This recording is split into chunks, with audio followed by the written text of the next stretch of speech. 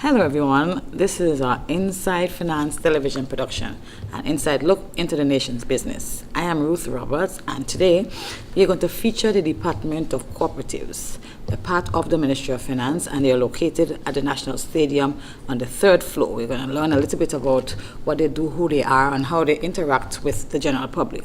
With me is Mr. Gordon Joseph, and Mr. Joseph is the training and education facilitator. Mr. Joseph, welcome to our Inside Finance. Thank you very much, production. Ms. Roberts, for having us. It's a pleasure to have you. Yes, it's always a pleasure to pass on the wonderful information about the work of the Department of Cooperatives. And of course, media, it's your forte. Yeah. Well, it's my forte, but it's the first time I'm doing it for today.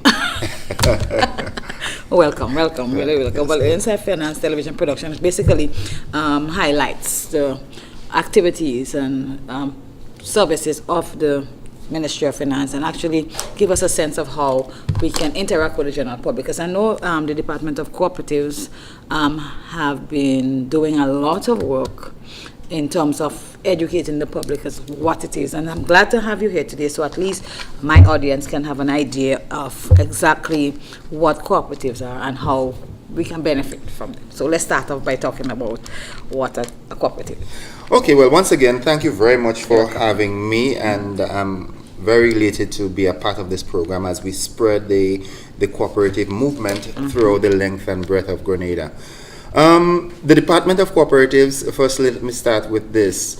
It is that regulatory body that overlooks cooperatives, but not all cooperatives, because as you would learn later down in the program, there are different types of cooperatives which come generally under two headings, the financial ones and the non-financial.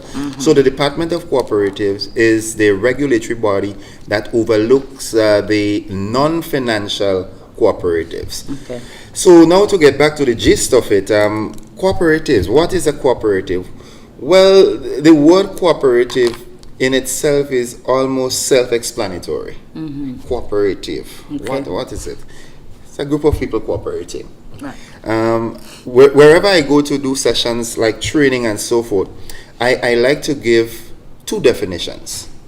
I always say that the learned persons, those with the long letters before their names like doctor and so, they put some big words together to give you a definition. So that scientific definition is, they said a cooperative is a democratically owned organization or a business entity, all right, that is owned and controlled by its members. Now that is the scientific explanation. Okay, fine. Colloquially, I try to tell people that a cooperative is an easy thing. It's just a group of persons that have a business idea and they decide to put their monies together, their resources together to execute that business. So we can even go local, more local than that. We can say they trump up. Right. All right, they want to do something and they trump up their monies together because we say let more hands make work light. Right, so that's basically, but in the essence of it, a cooperative is a group of persons that come together, pool their resources together, be it financial, be it physical, whatever, to execute a business plan so that at the end of the day, everybody accomplish something. Oh, so think about it in terms of a group of persons. You have a specific number of persons that is the minimal. You worked in the department before? No, sir. Because you have a lot of information there already. Because that's a very pertinent question. Based on the scientific approach that the cooperative movement has taken, there are some guidelines and principles that must be followed. Because as we say in the definition, it is a business entity. So the mere fact that it is a business entity, there must be principles that govern it. And one of the principles, or one of the prerequisites for forming a cooperative, especially the non-financial ones, is that it says you must have at least 10 persons. 10 persons. It can be more, but there must be at least 10. Okay, so think about it in terms of the chumping up idea, and you have 10 persons wherever, like in my village, Madigua, right? So 10 persons come together and they have an idea. They want to, as we say, open a business. Yes, right? yes. Yeah, and so how is that? How is it formed? How? All right. Now, firstly, for a cooperative to be established, there must be a plan. There must be a business idea. Okay. Okay, because it is a business entity. All right, it's not a village club or a group or an association. It is a business entity. So there must be that idea. It must be an idea that is shared by the persons who are involved. So that's why in the definition they said it has to be a group of like-minded individuals. All right, so someone comes up with an idea, and wherever I go, I like to use the bakery as an example, because they say once you start a bakery, the only how you could boss a bakery is if you really could eat bread, because bakeries don't boss. All right, let's use Mardi Gras for example. There's no bakery in Mardi Gras, but there's a good population up there, a lot of persons up there, and when persons need bread, they have to go to St. George's to get bread. I'm just using that scenario. So some brilliant person comes up with an idea. He said, well, you know, why don't you start a bakery in Mardi Gras? Look at the population up here. Bread and cake and pastry and things, that would sell. So eventually, he gets a number of persons to like that idea and see the vision and the profitability that can be derived from a bakery in the area. So they sit and they say, yes, it could work, it will work, and they do assessment. The scientific approach again incorporates a business plan into it, and then the business starts taking shape. So let's assume the 20, 30 persons agree that yes, that could work. You need a minimum of 10, but the more the merrier. Right. So when you do an assessment, a business plan, you get to understand what you would need to start that business. The physical things, the resources, and then you put a tagline, a financial tagline to it, how much that would cost. So then you come up and say, okay, it's going to cost us $10,000, and there's 20 of us, so everybody could jump in 500. Now, it's not as rigid as that, because sometimes there are persons who might not be able to come up with the same amount as everybody. So when we get deeper into programming, into the program, you get to understand that there are things that we call shares that persons buy. So it has what you call qualifying shares. That is the number of investment that you must make to become a member. That's minimal. Yes, right. That's across the board. But then there's also what you call preferential shares. All right, qualifying shares and equity shares then. So that is additional investment. So if, as the group, we agree that everybody must purchase at least 100 shares at $5, that's minimum across the board. That's a must to become a full-fledged member. But after that, when everybody does that, and somebody like you that have a lot of money, all right, you say, well, I have an extra $3,000-4,000 that I want to invest. So you're going to what you call your purchase equity shares. So at the end of your financial year, then you have more to gain, because you invested more. Right. How I like to say it, who has more oil fry, more bakes. Yes. Okay, I'll leave with that. I'm just thinking as you're speaking about the business idea, and I kind of want to go back a little bit. I wanted to go back a little earlier about how this movement was originally started. I mean, as you speak there, I'm just thinking, wow, who came up with that? The vibe started to flow. That's the idea. That's what we want to do. We want to revive that cooperative spirit in people, because in cooperation there is strength. The cooperative movement really started in Europe. In around 1835 or some 1835, 1839, around there. The truth of it is that the people in that country, I think it was Bulgaria or one of those areas, they were predominantly laborers. All right, the minority owned the wealth, and the majority was working with them. But after a while, one of the wise gentlemen said, "But have you noticed that we keep paying a lot of money for goods, the must-haves at home, but we're getting substandard quality?" Okay. So came up with this brilliant idea of, why not just trump up? Let us put our monies together and buy in bulk and share equally among ourselves as workers. And it was 6 of them that agreed to that. So 6 pence, each of them contributed 1 pence at the time. Right. So 6 pence, and they purchased. Must have been a long time. 18 something. they purchased the must-haves at home: the rice, the sugar, the flour, this sort of thing. And when they did, they purchased it in bulk, and then they distributed it evenly among themselves. But then they realized that they had surplus. Yeah. They had extra. So they decided, now let's sell the extra. And that is where it all started. That is how it all started. And as a teacher, I always tell people repetition creates learning. So after they repeated that for a while, they learned new things about it. They learned what works and what doesn't work, and eventually developed into a science, a business model. So that is why nowadays you hear people talk about the cooperative movement and the Cooperative Act. It's because of continued practice and repetition and doing it. They found out what works, what doesn't work, and they created guidelines. So back to the folks at Madigra who decided to open a bakery. I mean, in a lot of cases, if you wanted to do something small, you might have a pence or so. But there are times when you want to do something that might cost a little bit more. Do you have ideas as to how persons can get the resources in order to start? In your own engagement with the people, do you say, well, you go to the bank, you do whatever? I'm not sure. How do we raise money? You're asking me we want to start. You're asking me a political question. I'll give you a political answer, no problem. No problem.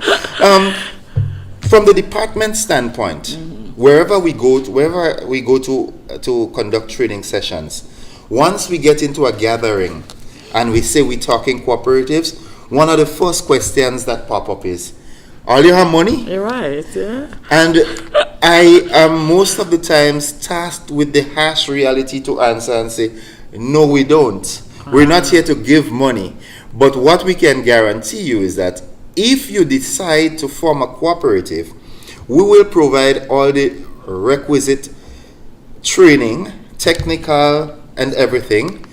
And then once you're complying with what we are doing, once we are complying with the guidelines that we are giving you, the requisite training and so forth, then we can point you to an organization that we can 99.9% of the time say you would get financing.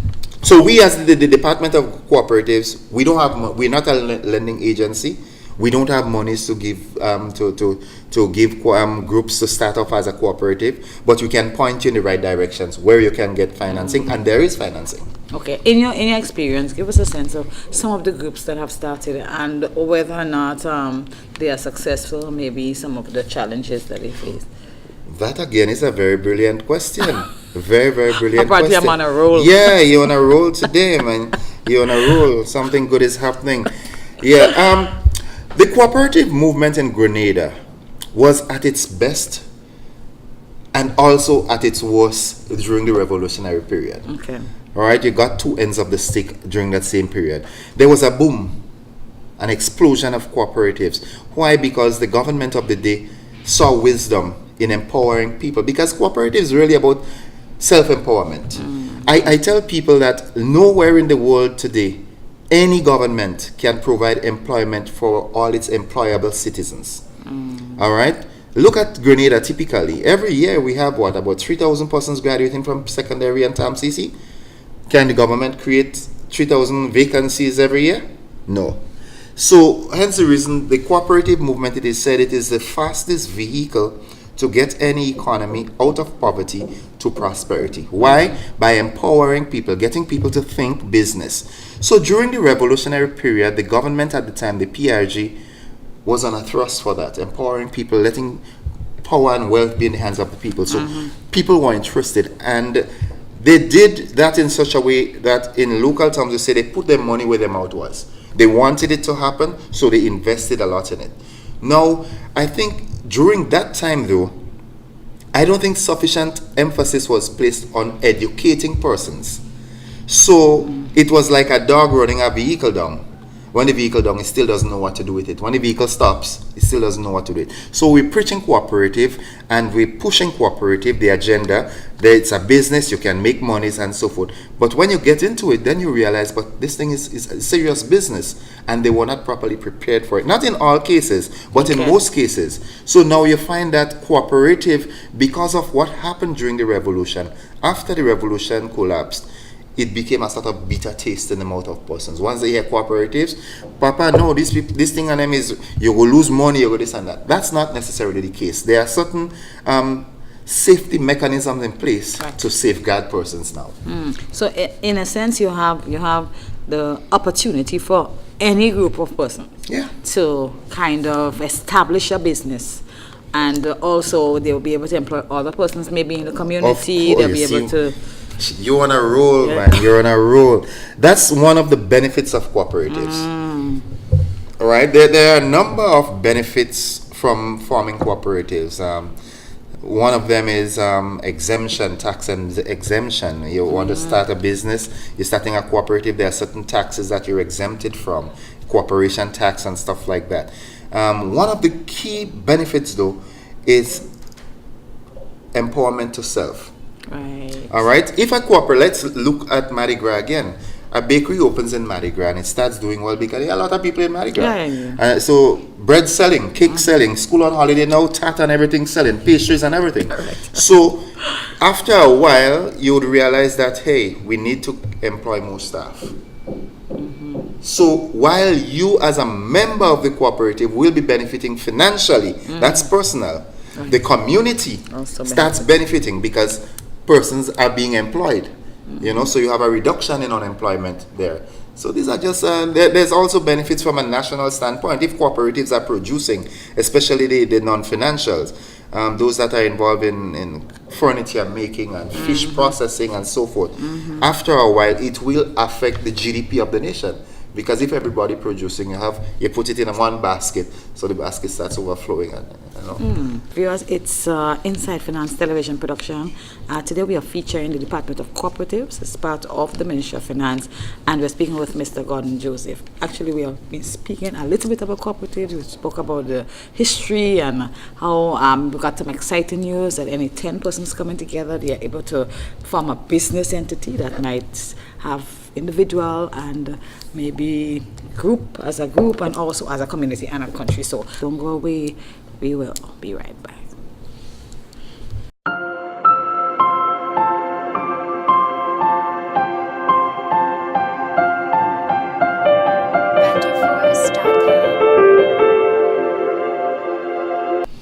Hello and welcome everyone.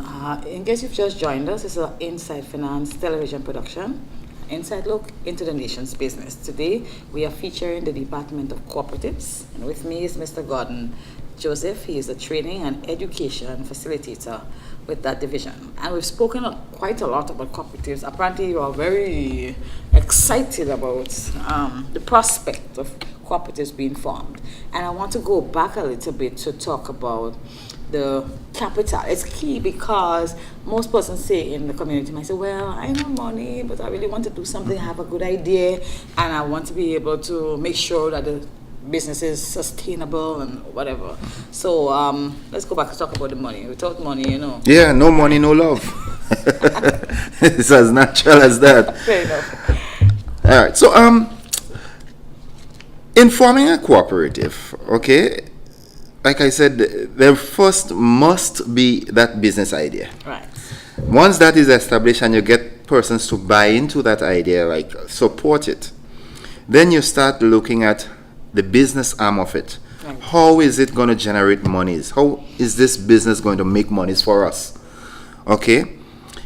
That is decided. Okay, now, so how do we get startup capital? Where do we get money to start? Right. Firstly, members must make an economic participation. They must participate financially. Among the group, right, the members of the group, which after the cooperative or the group gets registered as a cooperative, they're now referred to as members, individual members, because they own it. The members own the business. The membership owns the cooperative. When in the formative process, the group would determine in one of their Bibles, their laws that govern the organization, referred to as the bylaws, they would determine how much money you need to invest individually. Okay. From a cooperative standpoint, they would say how much shares that you're supposed to buy, what is the value of a single share. Right. So if the group decides that, okay, we will sell our shares at $10 for one, and in order to become a full-blown member, you must purchase 100. 100 shares. Okay. The important thing there to note is that true democracy lives within the cooperative movement. Every member has a say. So it's not because you had more money to invest than Tom, you have more say than Tom. No. The only time you have more weight than Tom is at the end of the financial year when they're sharing Profits are shared. dividends. All right, but as it relates to the decision-making process, Tom has equal say. So I say all this to say that when you're in the formative stages, the members determine how much for a share and how much you should purchase to become a full-blown member. So if in designing your business plan, you realize that to start the business, we need $10,000. You can do it one of two ways. You can make it in such a way that every member's contribution adds up to that $10,000, or you set what your share qualification figure is, your qualifying share number, and in the short of that, you can seek financing elsewhere. And it becomes easy because institutions listen to the Department of Cooperatives. Once we say this group is complying with our training and the regulations and obeying the guidelines, organizations such as, well, I think they changed the name now. It was MAREP. I think they changed, how do they call it? SIRE. In the final analysis, they've provided funding.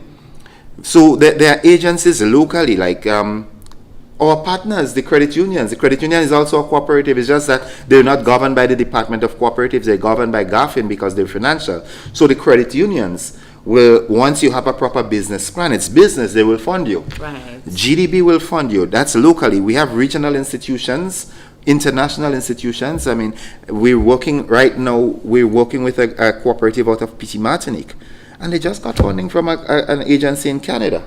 So there are worldwide organizations that are willing to fund cooperatives. But one of the funding problems, the fundamental problems that some cooperatives would encounter is the fact that, I don't know if it's a culture thing, but black people don't like to follow laws. Okay. You know? So we say to you, these are the things that you're supposed to do. These are the rules, and it's not because the department wants to mind your business or so. These are internationally accepted laws, created laws. The Act, the Cooperative Act, it's an international something. And some of them not complying. So when you go to funding agencies, they look for these things because it's standard. And if you're not compliant, then funding becomes a problem. But if you're compliant to the T, funding is easy. So in terms of the laws, what are just some of the basic?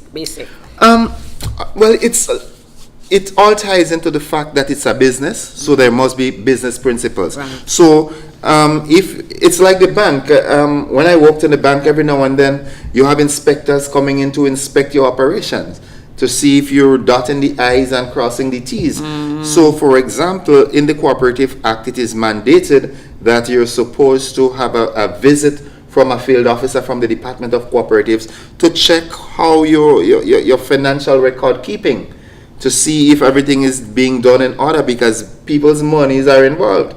So the problems that were from the past where people lost trust, because in some cases some persons had the ability to take everybody's money and disappear because there weren't these stringent laws in place. But now these laws are in place, and part of it being enforced is that someone from the Department of Cooperative, a field officer or a supervisor, need to come every month and inspect your books. Sometimes you meet retaliation, people feeling like you just want to see how much money we're making. That's not the case. What it is saying is that if something is going wrong, at the earliest convenience, it can be nipped at the bud. You know, so this is one of the things. Supervision, monitoring. From the department, they look at your record keeping, your ability to hold proper meetings. So we provide that sort of training, how to conduct a meeting, the roles and regulations of the various positions within the cooperative. Because as you would learn in a later program, there's a management structure in place. Why is there a management structure? Because it's a business. Right. It's not a country club. And it has to be serious in terms Of course. because you want to be able to do what's necessary. And I think in a lot of cases, our concept of business, I mean, we start to make a little money and we have the boss kind of we get complacent and we things. stop doing the things like, you know, I noticed a gentleman in a certain entity that I go, and I would go there and I did not realize, I actually, if you look at the way he operates, you would think maybe he's the janitor. Because he's the one cleaning the table, he's the one picking up the stuff, he's the one doing all of this stuff. And I really admire the way, but for us, sometimes as soon as we get into a little business, we have on the coat up and we start to behave boss-like. I remembered when I was one of the training managers in the field call center. One of the trainees, I was disciplining him one day, and he said, "See what I don't like about all you? You give a black man a tie and a position and he turn a fool." You know? So very, very often we have the situations. So in essence, the real role of the department, right? I know we sort of getting into the time zone now. Yeah, so we have to, but we could talk cooperatives for the rest of the year. I know. Yeah, because there's so much happening now. There's a new drive, and it's important for programs like this inside. How you call it? Inside finance. All right, and it's important for programs like this to sensitize the general public, because the government, and I always say that too, this is not about politics. All right. Prior to the recent election, my colleague and I, Mr. Sean Niles, who is another training and education facilitator, whenever we go to a village to host a session, I say it up front, listen, this is not politics. This is not NNP, this is not NDC, this is not PLM, this is about you as an individual, okay? Because people tend to think that it's about the politics. The government is now on a thrust, and it's not just this government, but government regionally, internationally. Like I said, they come to realize the importance of the cooperative movement. It is being looked at as a third pillar of an economy now, of the world economy. I mean, the cooperative movement has gotten so serious in recent times that big corporations in the States, because of the benefits of being a cooperative, giving up their private limited business association, and they're now forming cooperatives because there are so many benefits. I know the government has in recent time been focusing a lot on the young people, and I think in a way trying to get the young people involved even in business activities. And so to what extent is the Department of Cooperatives focusing on young people? Because I think I've encountered some young persons that have some brilliant ideas, you know, and it's about getting them kind of together to make those business entity work. Well, in recent times, the Department of Cooperatives is really on a roll, as I said, to sensitize and reinvigorate this cooperative principle. So we've started on a sensitization campaign where at the moment we are in the process of erecting billboards around the island. We have a number of radio and television programs. Hence the reason why programs like this one is of utmost importance to us. We have what we call a cooperative caravan, where we go to the various parishes. We team up with folks from the Development Bank and some of the credit unions to expose that cooperative feeling. And I must confess that I am optimistic that with the thrust that we have now, the drive, the energy that is in the department, and not only that, but the minister that's responsible for cooperatives, Honorable Oliver Joseph, and the PS, and by extension the government in a whole, is really pushing this thing, and it's rubbing off. As a matter of fact, for the past 2-3 months, I've been doing quite a lot of work in Carriacou and Petit-Martinique, the department, but I am the training and education person responsible for all this, so I have more say into what's happening. And in Petit-Martinique, there's a group of young, middle-aged persons that they included me in a chat box, and they in the process now of throwing up the ideas to see which one of them is the most lucrative business idea. So I'm very certain that within the next 6 weeks or so, we would start the actual training in preparation for registration in PT Matnik. And I must confess, the ideas that they are throwing up, Excellent. They're off the hook.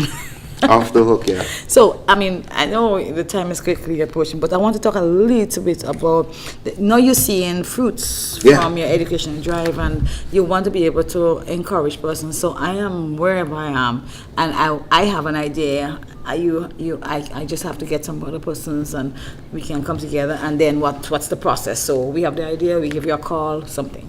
Yeah. Give me a step by. Right. How it is done, like I said, it starts with you, an individual having an idea, and getting persons to gravitate towards that idea, to support that idea, to see wisdom in the idea as to how individuals can benefit from it. And once that is done, you contact the Department of Cooperatives. Okay. And I must also say that we work collaboratively with the Grenada Cooperative League, which is the umbrella body that overlooks cooperatives. So they deal with both financial and non-financial. So we work collaboratively to provide the prerequisite training. So once we have a group of persons that say, yes, we have the idea, so we will come in now and assist you in forming your business plan and provide the necessary training as to setting up your bylaws. So we walk you through that pre-registration process up to that point of registration, so that you can be now called whatsoever name, Cooperative Society Limited. That's your new surname. Okay. You understand? And even up to that point, the department doesn't necessarily let you go. That is when we get more integrally involved with you, hold you, walk you through the process, ensuring that your business remains viable. So in other words, you have like support throughout the process. Constant support. We have an able-bodied team. The acting registrar, Ms. Sylvester, she's on a roll now. The other co-workers, Mrs. Hood Williams, Miss Hosford, Miss Holmes, Mr. Niles, Mr. Emmons. Like I said, in recent times, there has been this resurgence of energies. Energies out there, that the existing ones that are not operating at the optimal level, we're working along with them to get them there. And we're also trying to get new ones formed. And I'm certain that within the next year or so, we can see at least maybe 7, 8, even as many as 10, because the level of enthusiasm from persons out there is really heightening at the moment. How many do you have so far? On our records, I think we have something like 18 or 19 active ones. But it must be said that not all of them are fully compliant, and not all of them meet the necessary requirements at the moment, but we're working along with them to get them there. And like I said, with the new push that we're getting from the minister through the government and so forth, we have the new PS that has been assigned to us. He's a work result oriented person, so he gives us the push to go on. So good things alone will be man. You're not a teacher when you see one. Teachers, we like results. So now that we are, just as we conclude, it's like you've had a resurgence of energies, you've been able to, kind of resuscitate your educational drive, and you're seeing what, in terms of feedback from the cooperatives, that you would say are among some of the challenges that they face? Okay, that's a very good question again. You seem to have some internal information, because on my way driving down here, the senior field officer, cooperative officer in the department, called me on my way down, and she said, we need to sit to plan some dates, because Mr. Francois gave us some deadlines, and one of the deadline is we have to target at least 6 of the vulnerable cooperatives. So I want us to sit and put an action plan in place as to how we're going to tackle it. I said, okay, I'm coming to see Miss Roberts, and then I'll come over to the office subsequently. So we have a number of them that really want to do better. Okay. But like I said, maybe there was some lacking in, maybe the education, or somewhere along the line things went out of whack.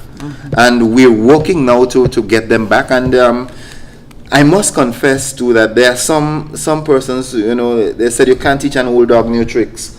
So some of them are set in their ways of doing things in a particular standard, and coming now to show them the new way, they sort of resistant. But we're walking them, we're petting them, and so forth, because in the end we from the department, and by extension the government, we know what the multiplier effect of a good functioning cooperative sector, what is going to happen. Employment, I mean, I keep telling, I was in New Low the last time, and I was telling the group of students, I said, don't go and look for work. When you finish here, don't go looking for work. Create places where people could come and ask for a job. That's right. And even from New Low, the response was great, because there's a multiplicity of persons with different training background. So we gave them a sort of quiz. We said, design a cooperative, a mock cooperative, and when you look at some of the names that came up and some of the plans, and there was one that was so nice, a young man. He said, we have plumbers, we have electricians, we have mason. He said, one call, one stop. So if you want plumbing, we can do it. You want electrical, we can do it. You want masonry, and they incorporate some of the softer skills, the geriatrics, and so there is hope. My only concern is that as a people, sometimes we hot now, and then after 6 days the energies fade away. I just hope that the leadership of the ministry, the government by extension, push that energies into us, because we could only push out what they give us. The field is ripe. Yeah, and I think even the economic environment is conducive to it now. So we have to push it. Now is the time. It's either now or never. Yeah. Well, it's been, for me, a very good learning experience, and I think I myself, I'm thinking about so many things. I think in our communities, like I have, in my particular village, it's like we had one in Marigua, we have so much talent. We had a cooperative, a corporate, an agricultural cooperative in Marigua. It's going time ago. It's still on the books. It's going through, like most of the cooperatives on the island. It's going through some troubling times, but we're working along with them to smoothen the waters for them and get them back up to. Yeah, we have quite a lot of talents and so on, and I think a lot of the villages around. Yeah. Some people, part of what probably are among our weaknesses, that we don't know how to sell our skills. We can do things very well, but we not make $2 nowadays. But like in other cultures, they would use everything as a business, the idea. So if we can get our people a little bit more business oriented, even in the way that we think, you have something, I can do this, I can do that. I'm just sitting here and I don't have a job, and I'm concerned. A gentleman, just as we conclude, has some damsel, right? So his tree is bearing a lot of damsel, and he decides he's just going to make some damsel stew, and he's going to give it to us, and we sell it and do a project or something. And I was surprised by just one little something, a damsel stew, end up making 100 and okay, before you run, things like that. This scenario you used there, right? I use that all the time. I tell people, I said, listen, we keep saying that Grenada has the most fertile soil in the world. Even if a popcorn come out in your bag and fall, it will grow. That's how fertile our soil is. Here what we do. Our fruits are seasonal. So we have mangoes now, the rain comes, all ripe and all fall, and then no mango. But listen what we do. Our traffickers purchase, or in some cases steal mangoes, and send it down in Trinidad, sell it in Trinidad. The Trinidad see the profitability in it, so they buy it for next to nothing. They go and they add some little color and little thing and give it a taste, and they put it in a package and they send it back up for us, and we buying it as red mango. So why can't we? I my passion, and that's personal. My passion is to see the agro processing sector get back up. That's another topic. That's for another time. That's another But it's a good topic. place for us to end, because I think we have quite some real potential when it comes to business ideas, and the economic environment for us in Grenada now is very, very conducive for business ideas. So I just want to thank you so much for sharing with us, and hopefully this little conversation has really, inspired somebody to I make hope a so. start. I hope so. Otherwise, I deserve my pay. We'll see about that. So thank you so much. It's been a pleasure. Yes, viewers, it's been such a pleasure speaking with Mr. Gordon Joseph. He is the training and education facilitator with the Department of Cooperatives. They are located at the National Stadium on the 3rd floor. And on your screen, you will see their number. You can call, you can inquire if you have a business entity, someone in your village that have a talent, and some persons can come together, just do something. You never know, you might end up rich, or maybe at least be able to take care of your family. Okay, so it's been such a pleasure. It's Inside Finance. Remember, it's an inside look into the nation's business. Thank you so much for joining us today. Please join us again next time. I am Ruth Roberts. Shadows fall and see